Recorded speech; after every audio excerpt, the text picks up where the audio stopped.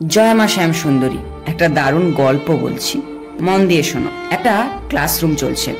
সেই ক্লাসরুমে 0 থেকে 9 10টা সংখ্যা রয়েছে। ক্লাস করছে। হঠাৎ করে 9 8কে একটা জোরে থাপ্পড় মারলো। 8 জিজ্ঞাসা করলো, আমায় থাপ্পড় মারলে কেন?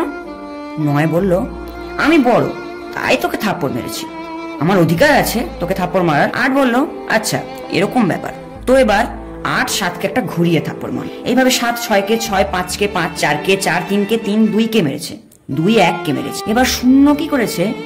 বলছে আমি তো সব থেকে ছোট।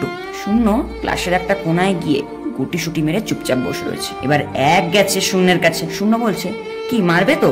1 বলছে যে না, এটা কাজ করো, তুমি আমার পাশে এসে দাঁড়িয়ে পড়ো। 1-এর পাশে শূন্য গিয়ে দাঁড়িয়ে পড়লো। দুজন মিলে হয়ে গেল 10। ব্যাস, এবার ক্লাসের সব থেকে বড়কে, তাহলে 10। গল্প তো এখানে যে আমরা সবসময় ভাবি যে আমার থেকে যে নিচে রয়েছে তাকে গিয়ে আমি একটা থাপ্পড় মারব, তাকে শোষণ করা আমার অধিকার। কিন্তু গল্পটা তো অন্যরকম হতে পারে। তাকে যদি আমি সাথে নিয়ে নিই তাহলে তো আমি আরো বড় হয়ে যাই।